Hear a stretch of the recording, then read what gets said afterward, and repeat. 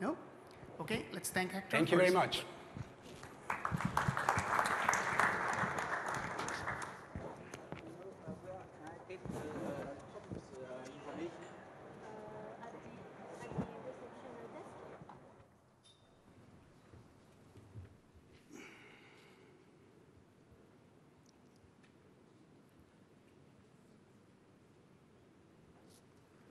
Okay, good morning again.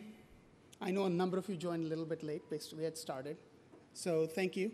I forgot to make an announcement, and I'm glad I did, because now there are more attendees in the room here. There is a small change in the agenda. We are going to swap the sessions with, that we have in this morning from Dr. Yakov Rector and David Ward. So Dave is maybe a little bit late arriving, so we'll actually have Yakov go first with his keynote. And then, hopefully by that time, Dave will be in the room and he can do his presentation. So that's kind of the big change. So if you were planning to attend Yakov's session, make sure that there is a time change now. Instead of starting at 10:30, hopefully he'll be starting at 10. That's one. The second part is, I know that some of these presentations are missing on the USB, and I believe all of you have the email from Vijay to download those presentations from the website. Okay, so I believe they're being posted on the website simultaneously as well. All right, our next speaker is Dr. Xipeng Xiao. He's from Huawei. He's been working for Huawei for several years now. Prior to that, he's been with Riverstone and Redback Networks. And even before that, he was part of the global crossing team that implemented the IP MPLS network. And I believe that's where we work with Dr. Xipeng from Cisco in terms of the global crossing deployment. His presentation is on surviving the efficiency crush, and he's going to talk about what is it, how to deal with it, and are the industry's days, best days ahead or behind us? And outside of work, when he finds time, he's actually interested in ancient culture and art. And there was an interesting conversation I had with Dr. Xipeng outside of the room before we started this. And we said, well, you have to have an imagination to understand when you look at an archaeological site or a ruin, right? You have to have an imagination to understand what went on and why is it fascinating. And so he was giving me an example of why other people may just look at it as a stone. But when you actually compare that with history, you will then really get to understand what it really means. So he's got a fascination for that.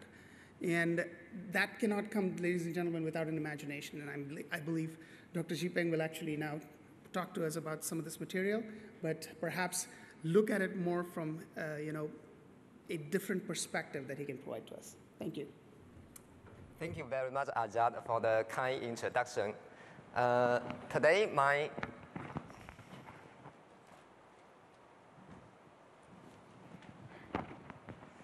my topic is entitled Surviving the Efficiency Crush. When you look at this title, you may be thinking, what the heck is this guy going to talk about, and what is this efficiency crush? So without further ado, let me get into the materials. We talk to a lot of operators here in Europe and also other places. We really feel that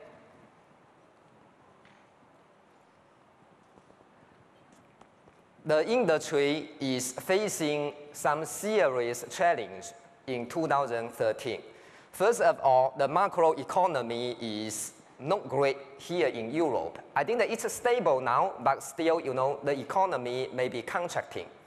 I think that the even more serious problem is that the industry is facing a big price erosion, I think, for the operators. If we look at on the fixed broadband side, many telcos compared to the cable companies, the cable companies are basically offering twice the bandwidth, 70%, 75% of the price. So, this put pressure on the telcos. On the MBB side, companies like Free Mobile are basically cutting the ARPU by 40%. Again, this is going to put severe pressure on the telco. On another, the used to be the flat profit of operator, the SNS, are being eaten by all the social media applications on the mobile phones. And the estimate is like the telcos are going to lose as much as, $40 billion. $40 billion by, 2016. So all of this is going to mean that, operator will have to be more efficient. Our revenue is very big. However, our profit is small. So we need higher efficiency in order to get more profit. So this big price gap indicate that, for different companies, the efficiency gap is big. So here we basically, compile a list of stats for the efficient operators and also the data for the less efficient operators. You can see it here. For the more efficient operator, each employee can earn as much as 85,000 euros profit for the company. And for the less efficient, it's about 10,000. Here, I'm not using the top one and the bottom one. I'm using the 90 percentile and the 10 percentile, because so that, we kind of like exclude some of the abnormal, company in some abnormal conditions. The difference is very big. Another big, indicator is that, for some operators, when a user asks to be activated, after the DSL line jumping, which is involve physical activity, some company can do it as far as, a few minutes, definitely less than half day. However, there are other companies who will take as long as 9 days. And basically, in the difference of these like more than 8 days, you have a lot of employees compared to the other company. You can say that these employees are doing nothing, and that's OPEX. That's OPEX. There's also, I think, that another good indicator is, once you pick a vendor, how many months does it take you to deploy the first box of the vendor? I think the efficient one can do it. I think the really efficient one, I think that 3-4 months is very challenging. But there are operators who can do that. But I think that for many incumbents, it's not uncommon to take 18 months to deploy the first box. And again, you can say that, during 12 months, you have maybe more than 100 people, basically compared to the other company are doing nothing. And adding their salary, etc., that's very big cost. I'm not going to go over all these lists, but I think that maybe another one that's worth mentioning, maybe a little bit outside of our domain, but I think that it's very good to have a big picture and seeing the whole service for your company is how much money a company is spending on the IT and OSS part, This is actually, if you look at the CapEx and OPEX on the OS and BSS, this is actually even bigger than the network CapEx and OPEX. So from many CTOs' perspective,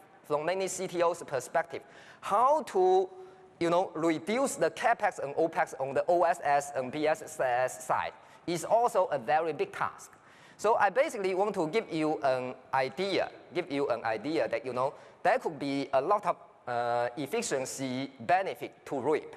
We are not going through this one by one, but I think that after the meeting, you may want to take a look and look at if you are an operator to see where you are and what you can do. So facing these kind of like inefficiency for many operators, this is what the industry is doing. There's a survey of the priority for operators in the next 12 months. I think the improved QoE come first. I think this, we are in the industry to service the users. So this is always the first one. But, on the next two, is basically one is to improve efficiency, the other is to cut cost. This is an indication. I think that there are also some unfortunate effect that, the industry is downsizing. So it's quite likely we are already seeing the consolidation throughout the industry. I think that the number of operators are getting smaller and smaller. So we really need to put in the effort to improve efficiency, I want to give some kind of like benchmark for operators to see and say that, oh, you know, am I doing well or am I doing not so well? So I think that for each of the area that just now that I mentioned, basically, you know, I am giving you the kind of like the median, say for all the kind of like the 50th percentile. Say that, okay, this is kind of like the medium one, and compare you, are you ahead of the medium or are you below the medium? If you are below the medium, I think that it may be, you know, good to look into it. And again, you know, we see that the medium is about, you know, 40,000 euros a profit per employee. I think that from that perspective, and then the time it takes to deploy the first box is about 6 months. And the time it should take you to activate a user shouldn't be more than 1 day, you know, excluding the DSL jumping part. If it's taking you more than 1 day, you know, you probably need to do some improvement on the OSS part.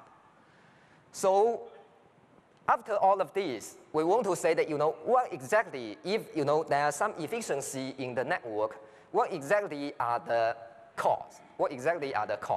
We see that in fixed broadband, there are 2 very clear problems our industry is facing. The first one is that, you know, in order to activate a user, there are too many touch points. You know, you may need to touch the CPE, you may need to touch the DSLAM, touch the metro network even, and then BNG, and then also, you know, for the enterprise services, obviously there's the service router.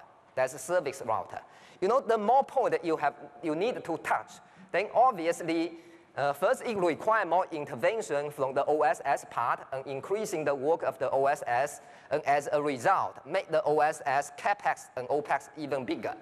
The other thing is that, you know, the more point that you need to touch, obviously, the slower you will become.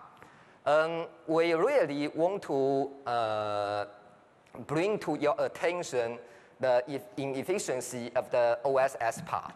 You know, because in many cases, IT or do programming is not the strength of an operator. So I think that, you know, this actually going to have introduced some kind of like challenges for SDN, but, you know, I digress a little bit.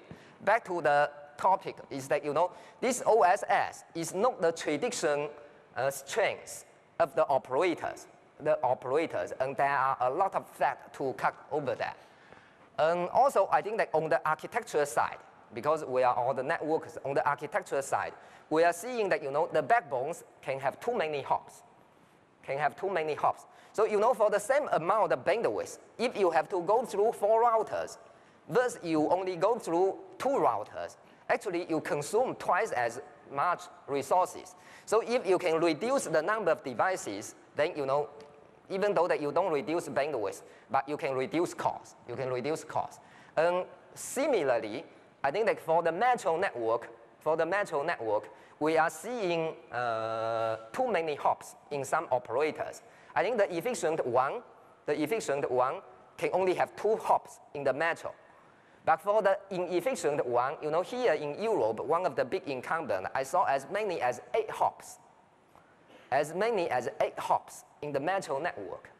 Imagine the cost. On the access side, even though it's a little bit outside of our IP domain, but I think that it's very good to have a bigger picture is that in the access network, there are operators who can do it with less than 100 lines of config. And there are operators who have more than 1,000 lines of config. And this is the difference. A lot of the difference is in the multicast and associated security control for the multicast group, etc. It's a big difference. Also, there's some kind of like user control, etc. And on the CPE side, the big difference is whether you need to put in user-specific information in the CPE or not.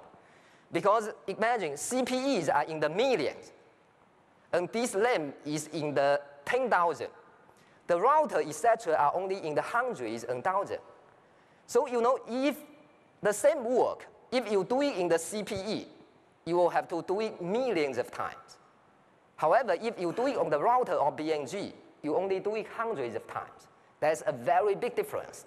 And therefore, I think that for the industry, the most important thing is to reduce the amount of work you put on the CPE.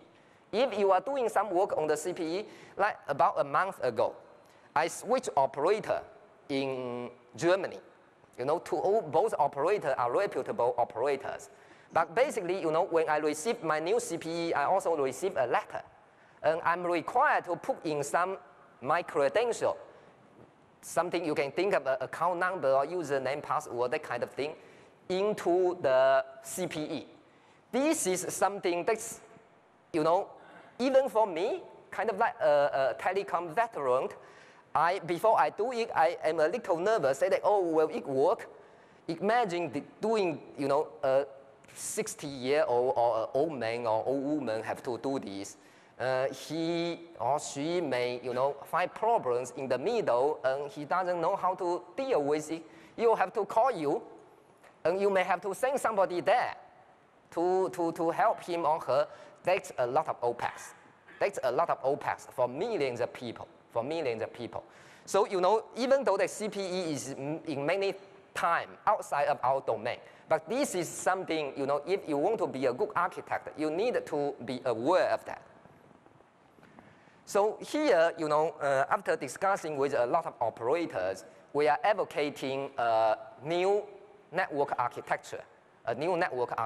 We believe that this is very good for the industry. Some operators in China, because they face that they have a lot more users and they have very high bandwidth, they have adopted some of these ideas.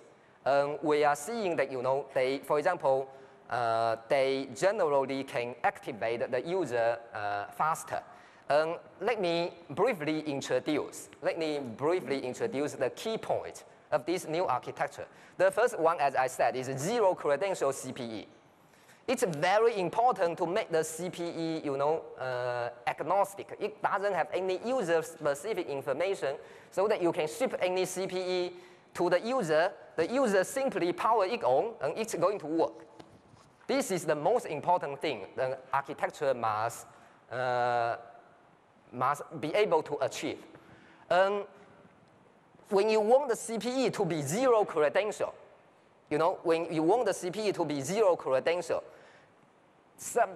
the work needs to be done by something else. Something needs to be done by the DSLAM. So, you optimize the network from outside, from the CPE to access. And then, okay, in order to make the CPE zero credential, I do something on the DSLAM. I think that this mainly includes the introduction of something like a line ID. A line ID is very similar to a circuit ID that many operators is currently using, except that, circuit ID is location dependent. You are in this place, this your DSL port, etc. And if the user changes location, it will have to change in your backend, your OSS and BS. But a line ID basically starts with a country code, and then an operator code, and then a number. A line ID is a little bit like your telephone number. It's a little bit like your telephone number. It's just like the only difference that it's not put on your CPE, but it's put inside the operator network, so that you don't need to touch the millions of CPE. You only touch the 10,000 DSLAM. So this is the first point. And then, after you simplify the CPE, then you want to simplify the access. Currently access have doing this multicast, etc., doing a lot of bandwidth control, security control. Don't do it in the DSLAM. Try to move them up to the BNG if possible. Because DSLAM are in the 10,000. BNG is only in the hundreds or thousands. So if you move the work up, in the end, it's going to save the cost. Granted that doing so will decrease the bandwidth efficiency, but bandwidth cost will go down naturally over time. However, the OPEX will go up over the time. So this is basically, having a little bit more CapEx for lower OPEX approach. We believe that the industry has come to a point that, with the advance of device, etc., bandwidth has the price has come down to a point that, these start to make sense. So again, I am not going to the solution because it's very difficult to explain a sophisticated solution in a few minutes.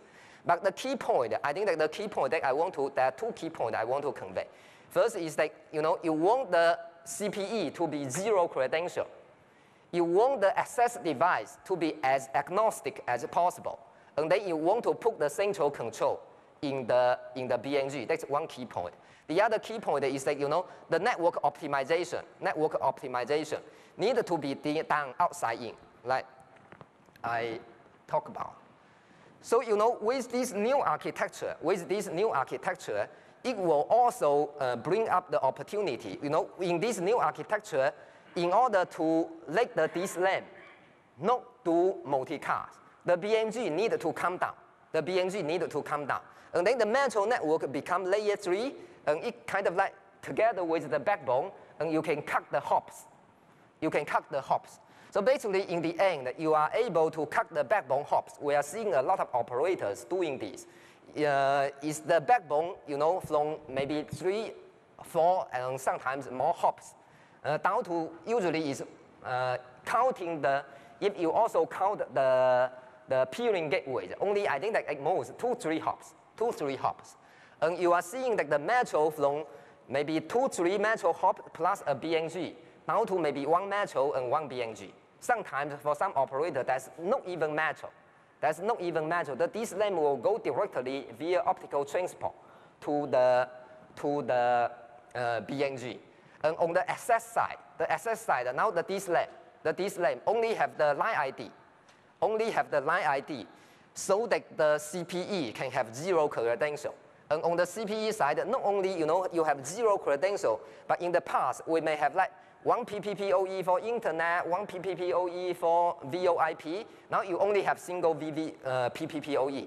And the number of PPPoE sessions, the more PPPoE sessions you have, the higher cost you will have on your BRAS. So on the CPE, by reducing the number of PPPoE sessions, you can also save costs on the BRAS. Not to mention that all the services come to a uniform authentication process. IPTV is PPPoE, internet is PPPoE, voice over IP is PPPoE. You can even do PPPoE to authenticate an enterprise user. So this simplify the whole provisioning, make the whole provisioning process uniform. This help to simplify the OSS part. And regarding the OPEX saving and faster TTM, just now I have already mentioned some of the benefits, and here maybe I want to highlight a few more. I think that just now we mentioned that it's possible to reduce the DSLAM config from more than 1,000 lines to less than 100 lines. In the current layer 2 metro, one of the difficult tasks is to do the VLAN planning, because the VLAN is basically, has meaning with the end user. Therefore, those VLAN cannot overlap. In the whole network, if you want to use VLAN, say 1,000, you must check whether VLAN 1,000 is used elsewhere or not. And this is work. But in this new architecture, all the VLANs only have local meaning. VLAN 100 in this port and VLAN 100 in another port is totally independent. So you don't need to do any VLAN planning. All the VLANs can be set up while the device is installed. It's not related to any user at all. This is another very big saving.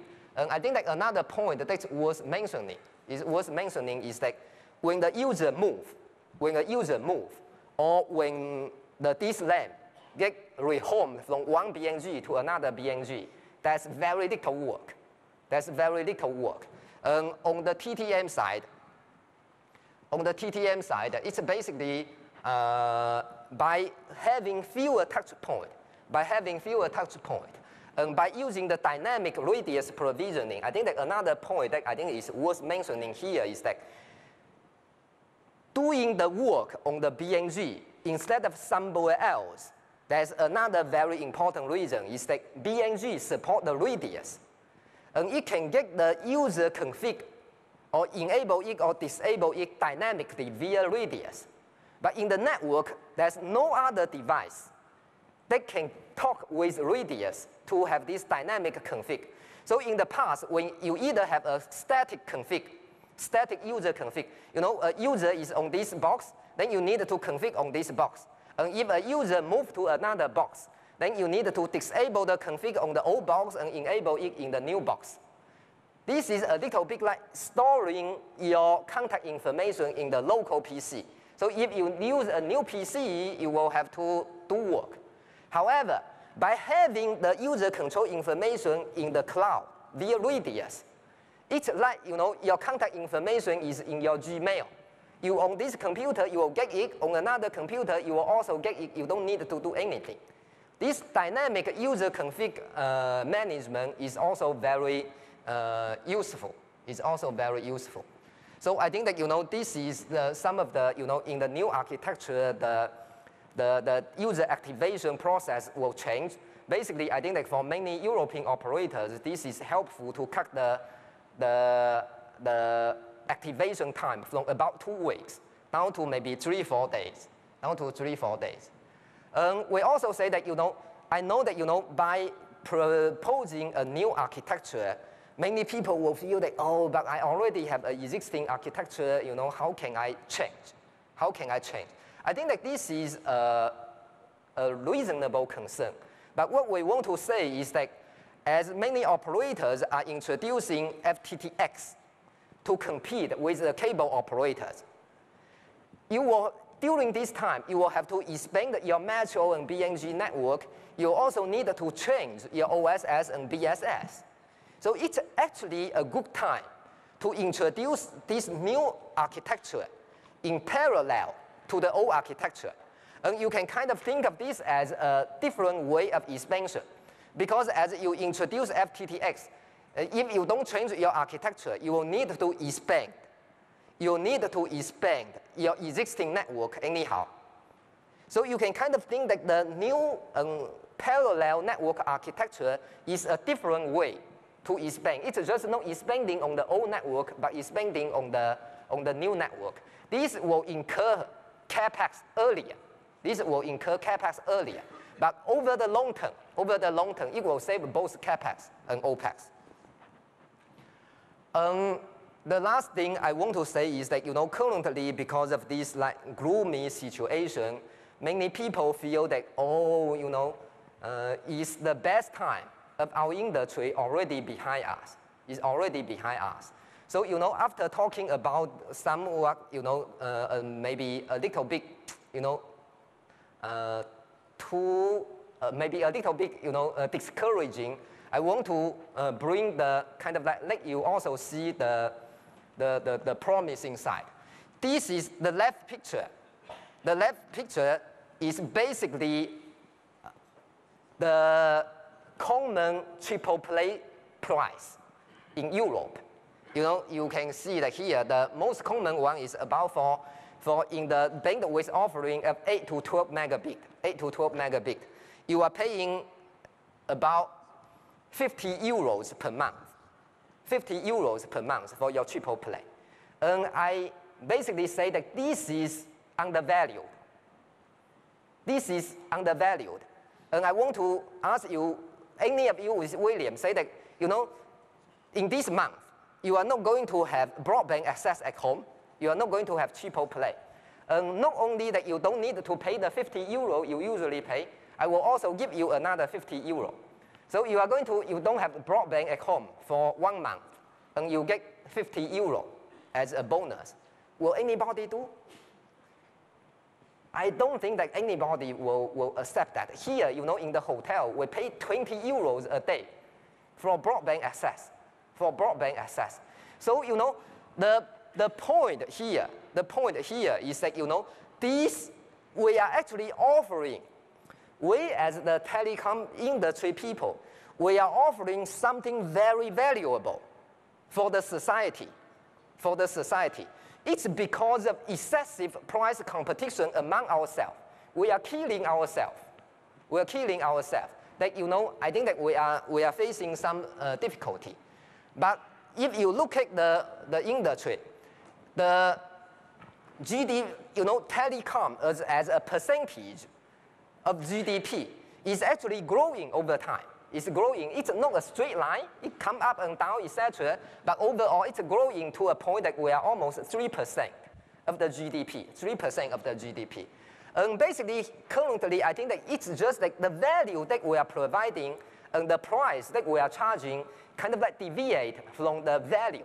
But overall, the price usually, will come closer to the value. And therefore, if we can improve efficiency, if we can survive now, we are going to see a better future.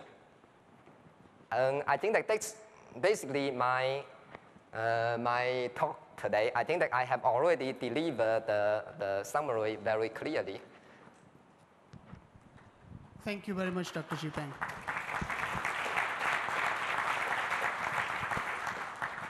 Perhaps we have time for a couple of questions.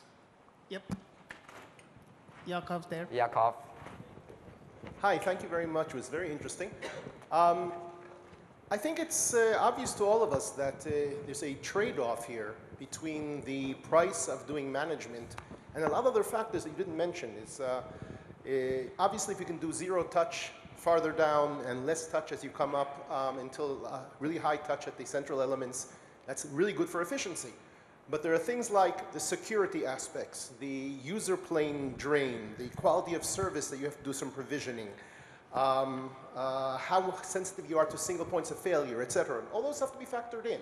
And you, obviously, I'm sure you did a good study of this, but you didn't mention any of that. How does this all work out? Thank you. Yes, I think that in a short presentation, obviously, it's difficult to explain everything. So I kind of like pick the most important thing.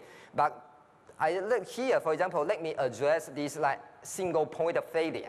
So basically, we are proposing that the control come to the same layer, but we are not proposing that everything, for example, come to the same box. This is a very important difference. I hope that it's understandable.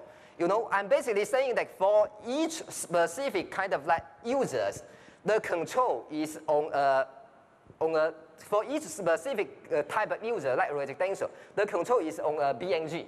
But it can be, for example, 100 BNG, etc., not too many users, and not too many different type of users on that BNG. However, the control point is single, not here and there for each type of users.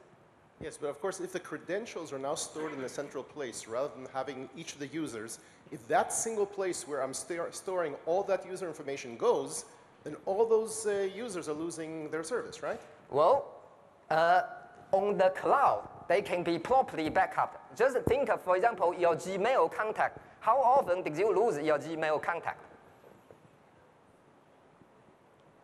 I think that in the cloud, it can be properly backed up. Thank you very much, Dr. Xipeng.